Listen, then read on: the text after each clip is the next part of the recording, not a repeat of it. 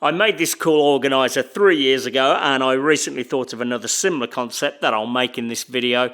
The original one was square and made by hand, but this new project will be cylindrical, and I'm not going to limit myself to just hand tools this time.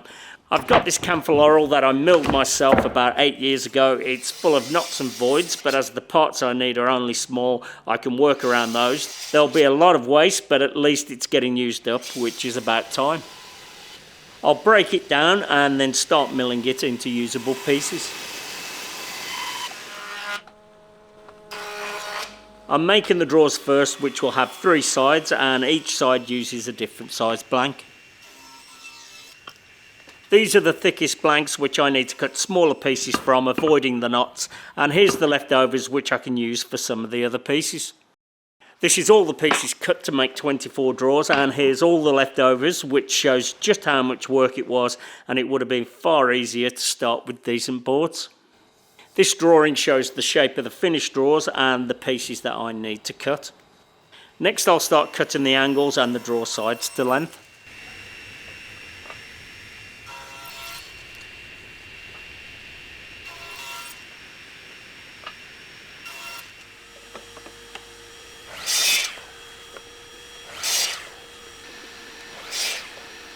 That's the first piece is done. Each corner has a different angle, and I'll cut those next.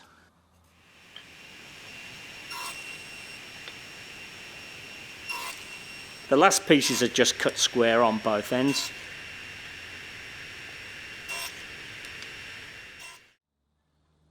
I could have made all the internal angles at 60 degrees to make things easier. I didn't do that, as this way saves material. If I did angle this piece in, it would have had to be a fair bit thicker. Anyway, let's glue them together.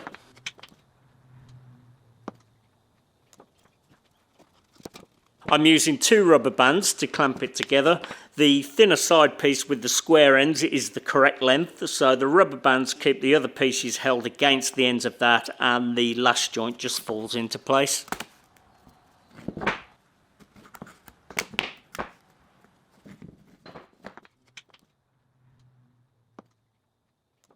Next I'll reinforce the joint with splines, but first I'll take some material off each corner, which will be closer to the final size.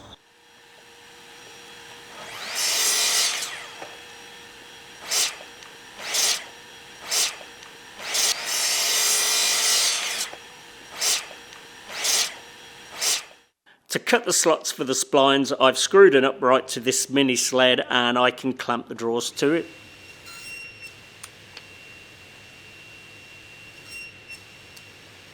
The teeth on my blade are alternate bevels, and I don't have a flat bottom saw blade for this saw, but I do have an idea how I can keep the splines looking fairly tight.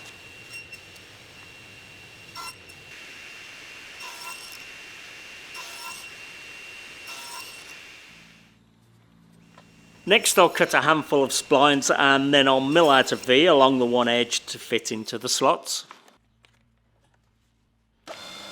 They're not the exact same angle to match the cut from the saw blade, but it's close enough.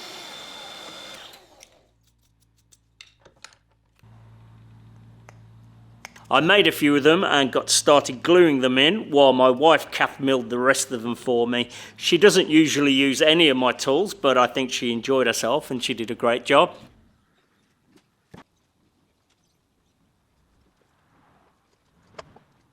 That was a lot of splines, and it took a while to fit them all.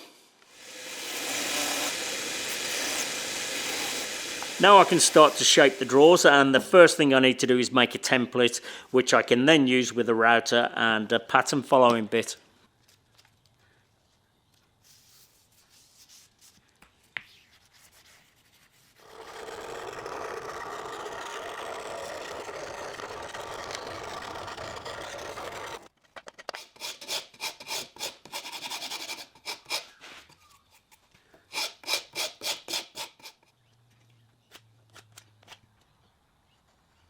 I'll add some guide blocks to the back of the template so the drawers will fit in without the need of clamping or fixing them to the template. Because there's so many of them, it really should save some time.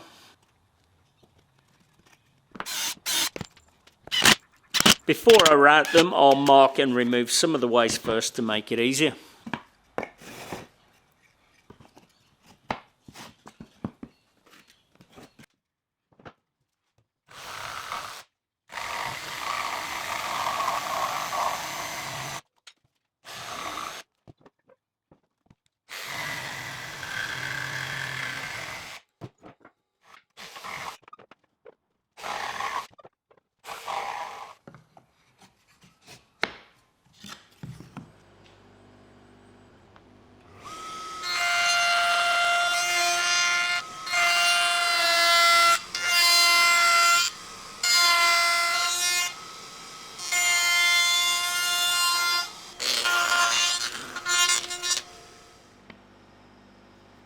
That wasn't cutting as well as I hoped. I did sharpen the bit after the first draw, which helped a little, but I still had to take lots of light passes.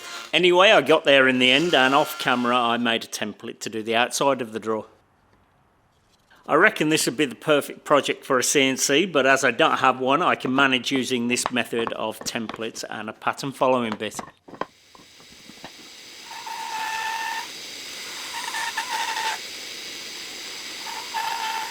This was a particularly good one, but the splines are looking pretty good from the offcuts.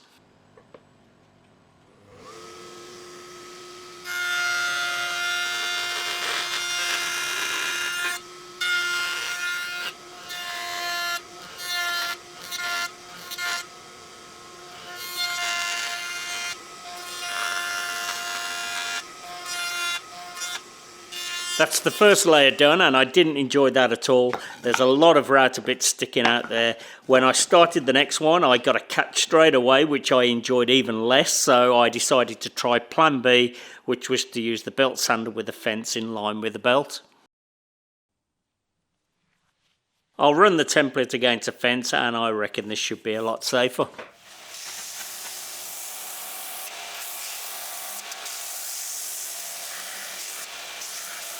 That's working even better than the router. It's a better finish with zero tear out, and I reckon it's a touch faster too.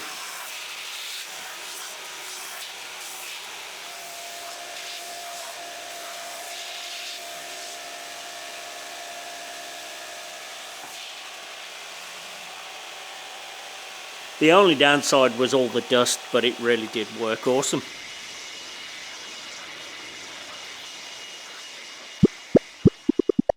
Next I'll make some drawer bottoms out of 3mm or 1/8" plywood.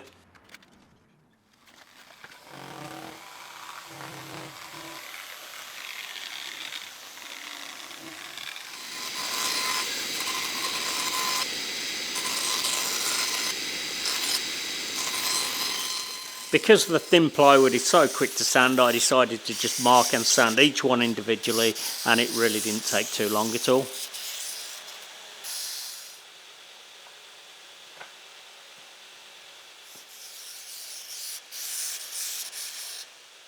They're only small drawers, so I'm just gluing them in, which will be plenty strong enough.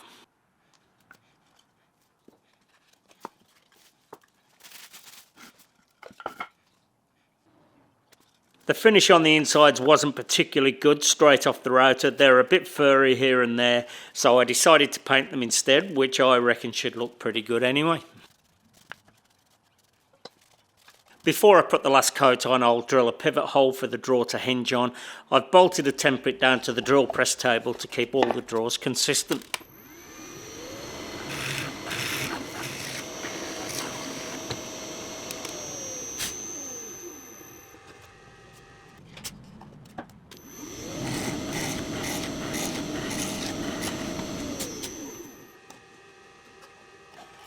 To make sure that they're all the exact same height, I put them through the drum sander, and I have to say I'm loving the new sander, which is getting heaps of use, and I don't know how I ever managed without it. Next I'll make shelves to support each layer of drawers, and I'll do that with 6mm plywood. I'll mark out holes on one of them, and that's for dowels to pass through later on. Then I can use that one to drill through all of them together. The dowels are to hold the shelves together and for the drawers to hinge on. I'm just checking that the opposite holes line up across the centre point, which they all do. So next I'll drill the centre for a pin to use with the circle cutting jig on the router.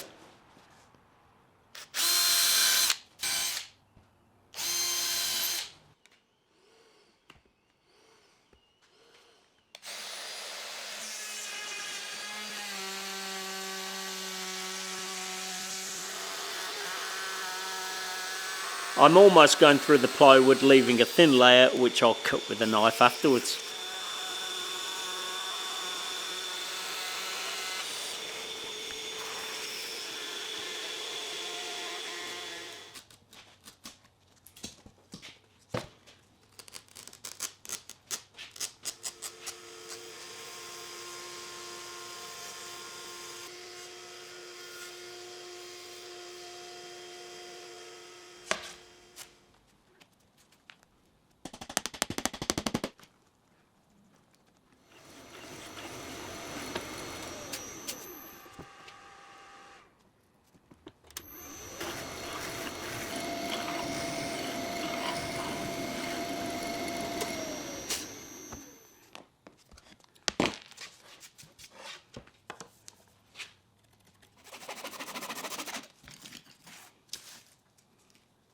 I'll put the dowels aside for now and cut some thin strips of camphor laurel to edge around the shelves.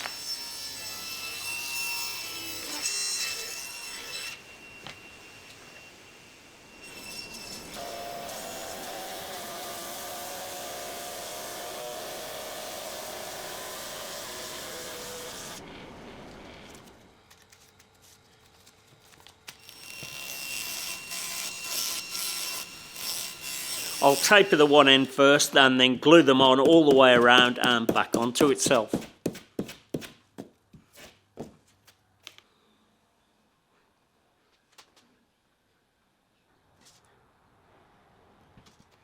There's been a lot of working out how to do things on this project, and quite a few of them I've worked out as I've gone. I designed it first and then worked out how to make it afterwards, which is just about how I normally work.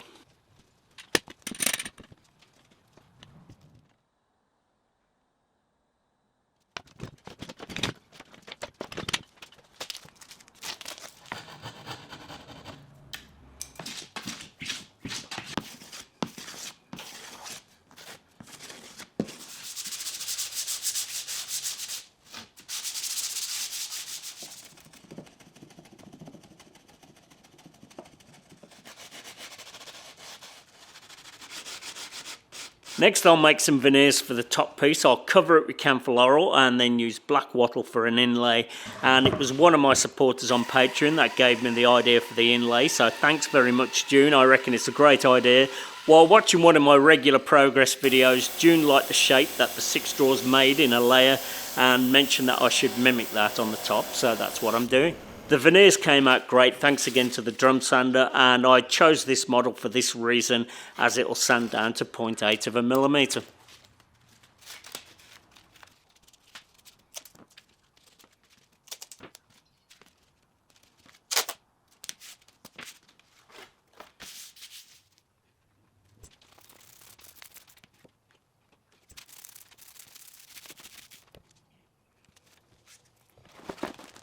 This vacuum bag was one of my best buys. I found it at an op shop for just $9 and it gets heaps of use.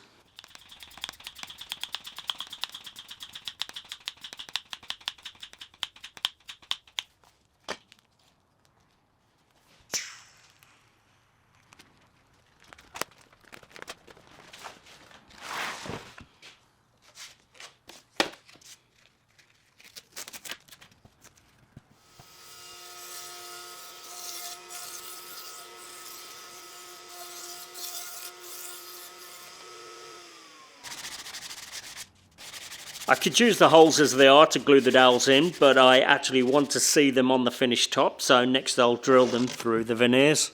I'll put a clamp either side of the hole to minimise any chance of tear out on the veneer, especially as my brad point bits aren't the best.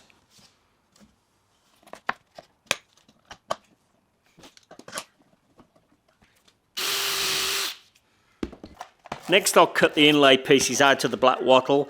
I made a template off camera, and as I don't have an inlay bushing, I made one on my metal lathe. I could have ordered one, but I may have been waiting a week for it and I just wanted to get on with it. I can't see why my homemade one shouldn't work, but we'll just have to wait and see. And by the way, if you're sitting on the fence about buying a metal lathe, I reckon you should go for it. It's amazing how often it helps out and saves the day, just like here.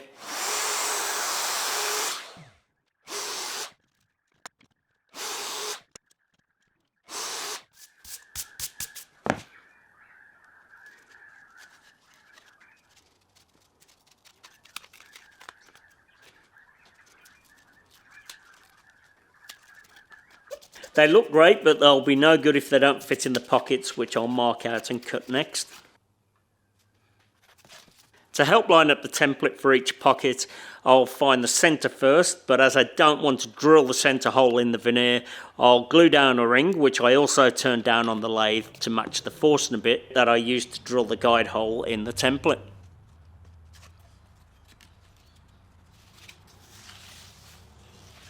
To make the offset needed to route the pocket, I made this spacer again on the lathe. It needs to be precise with the distance between the inside diameter and the outside exactly the width of the cutter. On a proper inlay guide bush, the spacer would be secured to the main bushing, but this will work fine just floating. I can't see exactly where I need to route in the middle, so I just go over it a few times. I could go over it with a larger bit in the router later on, but it's easy enough to finish with a chisel.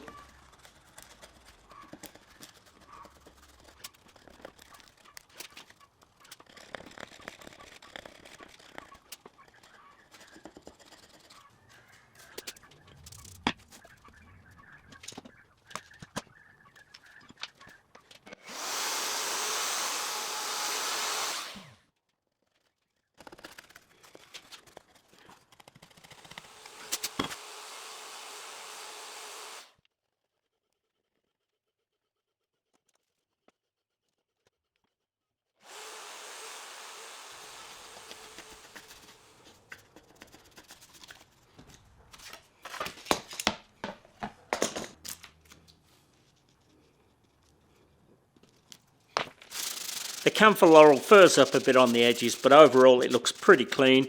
Now to see if it actually fits. And that is just about perfect.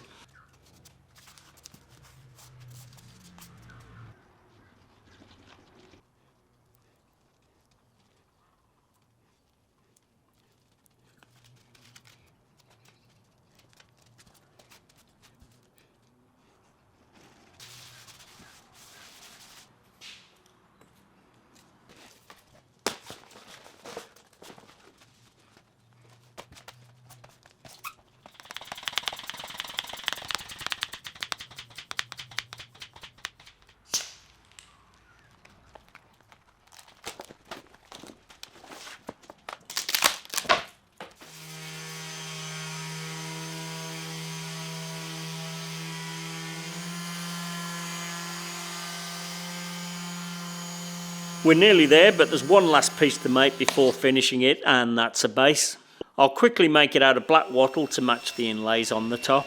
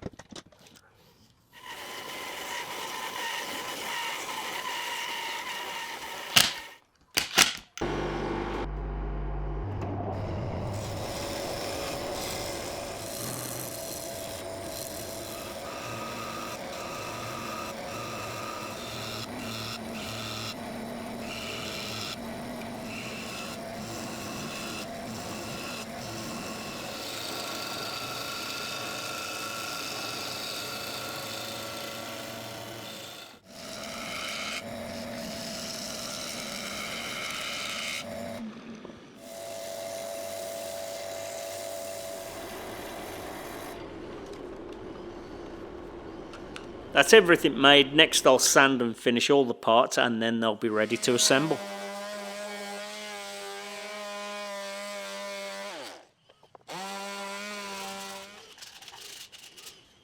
For the finish I'm keeping it simple and using paste wax, which will also help with the drawers sliding on the shelves.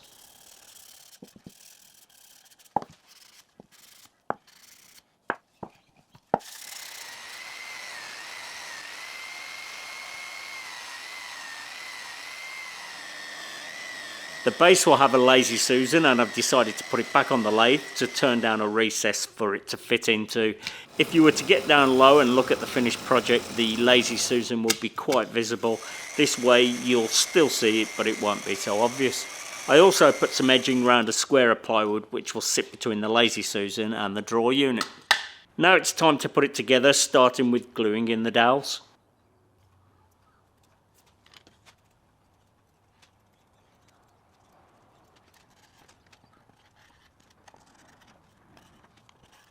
To keep the drawers flush with the front of the shelves, I'll glue small stops at the back of each drawer.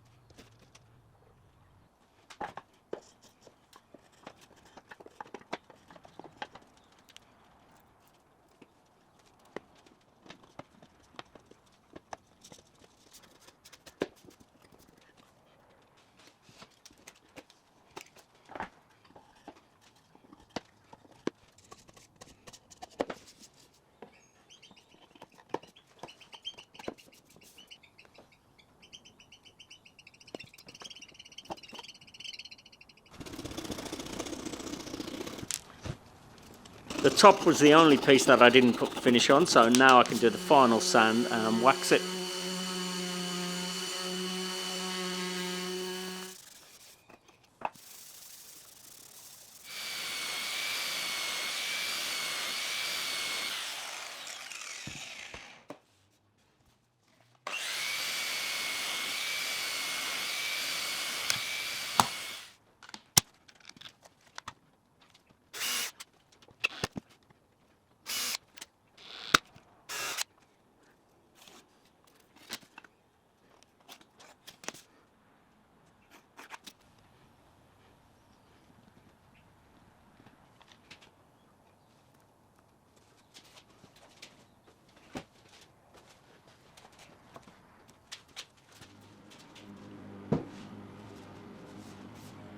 It looks great, but there's one last thing to do. The drawers need knobs or pulls. I have these ones, but they'll need to be bent into the radius of the drawer fronts. I made a quick form out of hardwood to bend them in the vise.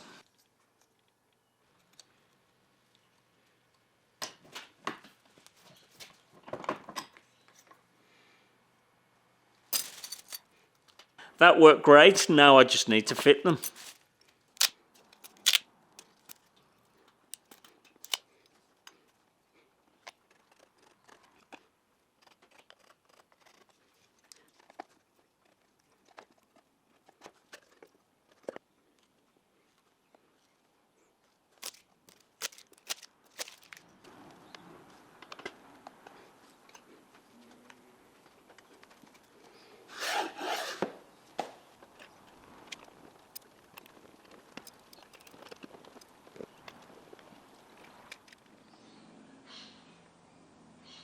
It was a lot of work, but a super fun project, especially working out how to actually make it. I have no idea what I'm going to do with it, but I'll think of something. Hopefully you enjoyed the video. If you did, you may like this one too. Thanks for watching, and I'll see you on the next one.